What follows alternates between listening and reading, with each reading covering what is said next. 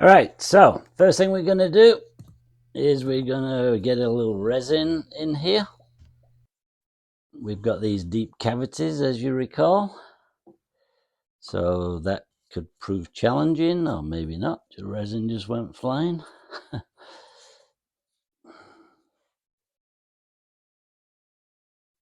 All right, so that's that bit done. And what I'm going to do now is just mix up some goop for those deep cavities. Just going to pour a bunch in, and we'll make this sort of a thin mayonnaise-y type thing. So I'm just using some micro balloons or microspheres, depending where you buy it from. All right, just pour it in and let it settle by itself.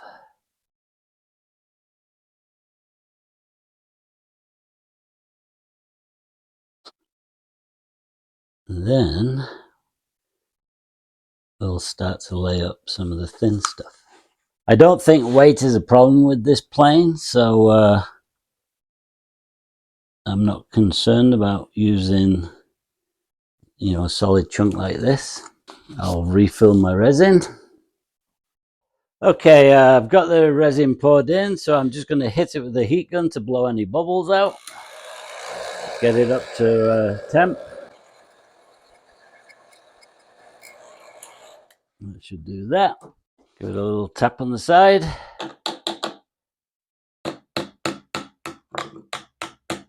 All right, so secure it in the vise a bit. Now here's a tip for you, is if you're using little mixing bowls, I like to use this foam. I drilled a hole in it, but this bowl, or whatever the hell you call it, just fits in quite nicely. And for these kind of small molds, I just mix a very, very small amount of resin. All right, so now I'm going to just go over with some 3/4 ounce cloth, layering it in.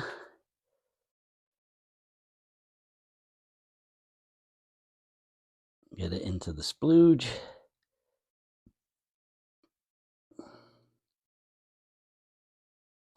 Being careful not to pat it down too much, otherwise all my splooge starts to move around. And you can, this is filled up, so it's pulled up the splooge a bit. Don't worry about that, because that gets cut out, so we're not too concerned. So I'm just going to now try and coat it.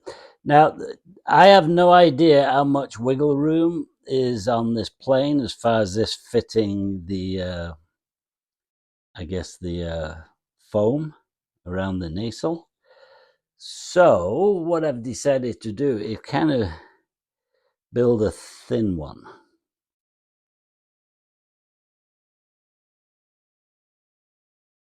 And if it's not strong enough and there's more wiggle room, then I can lay up a bunch of 6-ounce cloth. I hope to be pulling this out of the mold in about 2 hours. So I've made myself a little curing oven, which I'm going to show you. And it works great, actually. I used to have an 8-foot long one, which I could cure fuselages in and wings. But that was in my other shop, in my other house. So anyhow, I'll continue with this, just doing the same thing, and then I'll get back to you with the next layer. All right, now we're putting the 2-ounce cloth on, and just going to do it pretty much the same way, overlapping to get those little overlap strengthening ridges on. Looks like so far it's a pretty easy layup.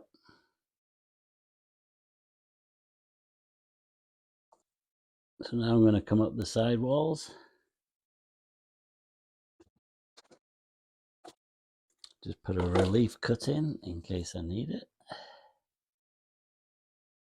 Yeah, when you're laying up a mold for the first time, a new one, there's each one has its own personality, And right now, I'm not sure what personality this one has. And that's why I'm just putting these relief cuts in, just where these sharp bits connect, just in case I need them. Last thing I want to do is have to pull the cloth off again.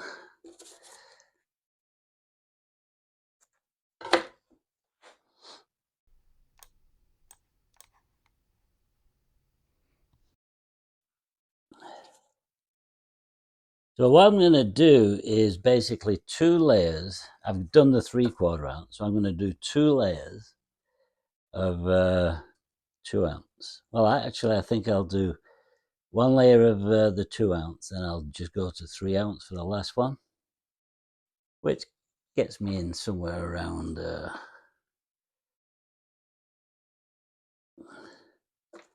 5 ounces or so. Too early in the morning to do math, even though it's dirt simple. All right, so I'll just continue with that now, and then we'll get back. All right, now I'm using the 3 ounce, which I've cut on a 45, so it bends a little better because it is a little thicker. So I'm basically overlapping all these joints. Whoops, forgot to put my relief in it. So I'm putting my relief cuts in.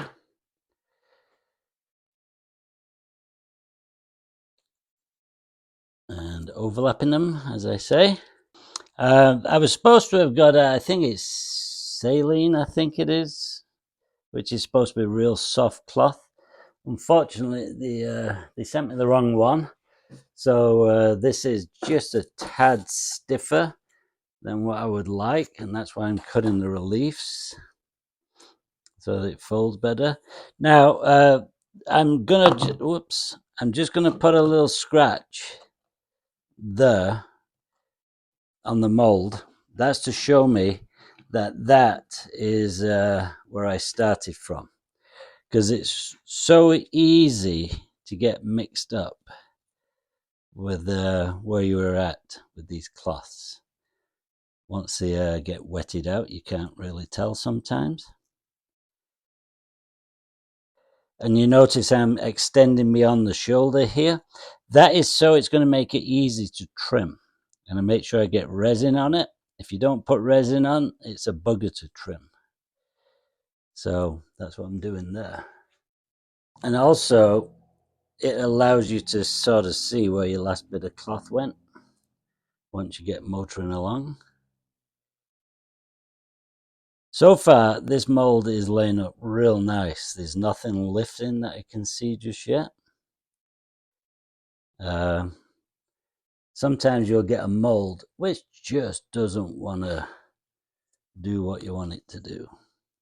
And now I'm overlapping about 1/2 inch, or about, what's that, 7 millimeters thereabouts. And that's giving me these, double layers just in certain spots without adding a crap load of weight. These slits, you see how they're folding in? That's where I would have got little ripples if I hadn't have cut those.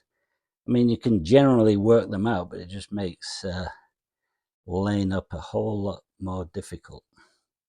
So for the few seconds it takes to cut a little bit of cloth, it's well worth it. I'm keeping my brush wetted, even though it's adding a little weight, because it just makes life easier to get this stuff down. And I'll be adding micrograms, I guess, in weight.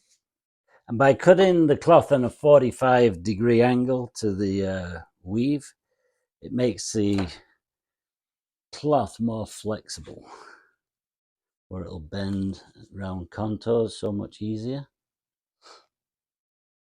And being a deep cavity mold and being thin walled, there's 2 ways we're going to get this sucker out. One of them is obviously using the air pressure with the valve. The other one is, I'm going to show you in a couple of minutes.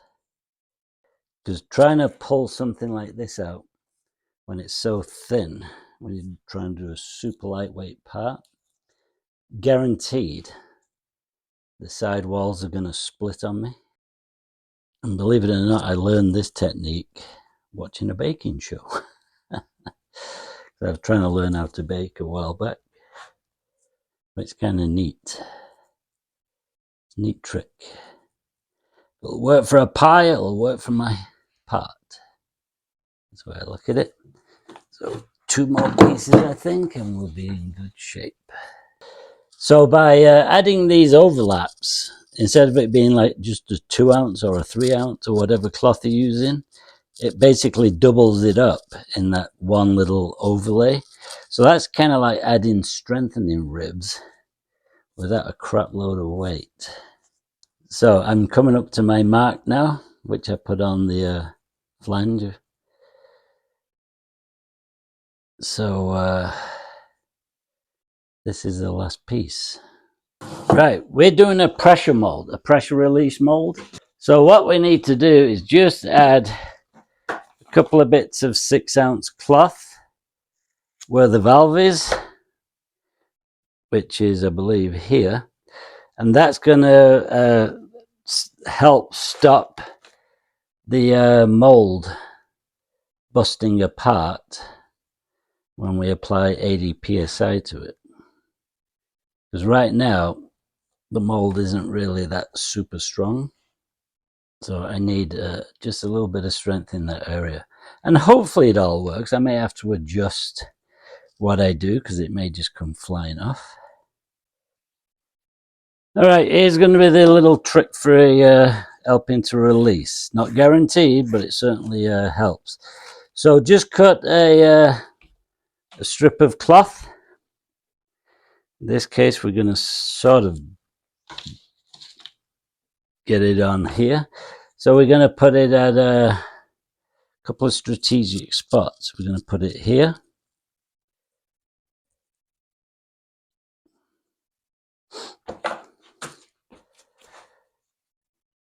I'm just going to basically leave a couple of little tabs. And we're going to put one here. All right, so what these are going to do is going to help me have something to pull up to loosen the mold up. And it's not adding virtually any weight whatsoever, but it should help release. And this is just 6 ounce closer weave, so a more finer weave. And that should be that. Again, I don't know what the wiggle room around the cowl that he's currently got. So this is all I can go with for now. Once we do a test piece and it fits, then we can adjust from there.